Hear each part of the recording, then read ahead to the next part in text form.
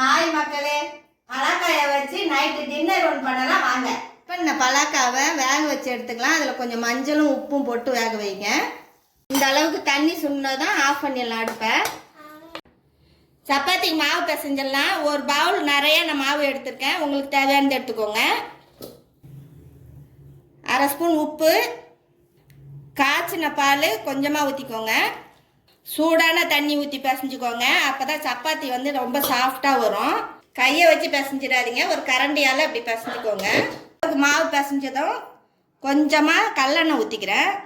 இந்த அப்படியே நல்லா பிசைஞ்சிட்டு மூடி வச்சிடலாம். பலாக்காவை வச்சு மசாலா ரெடி பண்ணிக்கலாம் வாங்க. அடுப்பை பற்ற வச்சு வடசட்டி வச்சுக்கலாம்.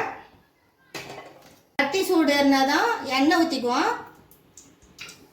நான் 2 டேபிள் ஸ்பூன் கடலை எண்ணெய் சேர்த்துருக்கேன். உங்களுக்கு தேவையானது சேர்த்துக்கோங்க. எண்ணெய் சூடு இருந்ததும் சோம்பு அரை ஸ்பூன், கடுகு அரை ஸ்பூன் போட்டுக்குவோம். பேஸ்ட்டு அரை ஸ்பூன் சேர்த்துக்குவோம். இது நல்லா வதங்கிட்டோம். பச்சை மிளகா நான் 3 பச்சை மிளகா போட்டிருக்கேன். உங்களுக்கு தேவையானது போட்டுக்கோங்க. பூண்டு பேஸ்ட்டு வதங்கினதும் ஒரு பெரிய வெங்காயத்தை நீட்டமாக கட் பண்ணி இதோடு சேர்த்துக்கலாம். இது நல்லா வதங்கிட்டோம். இந்த அளவுக்கு வதங்கினதான் தக்காளி போட்டுக்கலாம். நான் 2 தக்காளி கட் பண்ணி போட்டிருக்கேன். இந்த அளவுக்கு தக்காளி வதங்கினதும் வேக வச்ச பலாக்காவை இதோட சேர்த்துக்கலாம். அப்படியே தண்ணியோடய சேர்த்துக்கோங்க. நல்லா வதங்கிட்டோம். கரம் மசாலா அரை ஸ்பூன், 1/4 ஸ்பூன் மஞ்சத்தூள், அரை ஸ்பூன் உப்பு, 1 ஸ்பூன் மிளகாத்தூள், இது எல்லாத்தையும் இதோட சேர்த்துக்கலாம். இப்போ இதை நல்லா கிண்டி விட்டுருங்க. இது அப்படியே வேகட்டும். மசாலா ஊறினதும் புதினா போட்டுக்கலாம். இதை அப்படியே கீழே இறக்கி வச்சிடலாம். சப்பாத்தி ரெடி பண்ணிக்கலாம். லைட்டாக மாவு தூவிக்கோங்க. உருட்டி வச்சிருக்கிற மாவை இதில் வச்சு கொஞ்சம் மொத்தமாக தேய்ச்சிக்கோங்க. சப்பாத்தி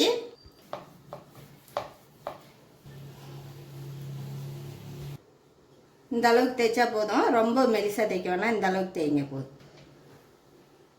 சப்பாத்தி இது மாதிரி ரெடி பண்ணி வச்சுட்டு கல்லை வச்சுக்கலாம் அடுப்பில். சட்டி சூடு ஏறினதும் லைட்டாக எண்ணெய் தடவிக்கலாம். இப்போ செஞ்சு வச்சுருக்கிற சப்பாத்தி எல்லாம் இதில் போட்டுக்குவோம். ஒரு பக்கம் வந்ததும் இது மாதிரி எடுத்து வச்சிடலாம். இன்னொரு சப்பாத்தி போட்டுக்குவோம். ஒரு பக்கம் வந்ததும் இப்படி சப்பாத்தியை திருப்பி போட்டுருங்க. இப்போ இதில் மசாலா வச்சுக்குவோம். இப்போ இதை நல்லா இப்படி பரப்பிக்கோங்க. இந்த அளவுக்கு மசாலா பரப்பிட்டு இன்னொரு சப்பாத்தியை இது மேலே இப்படி வச்சுக்குவோம். சைடு வந்ததும் இன்னொரு சைடு திருப்பி போட்டு எடுத்துக்கோங்க.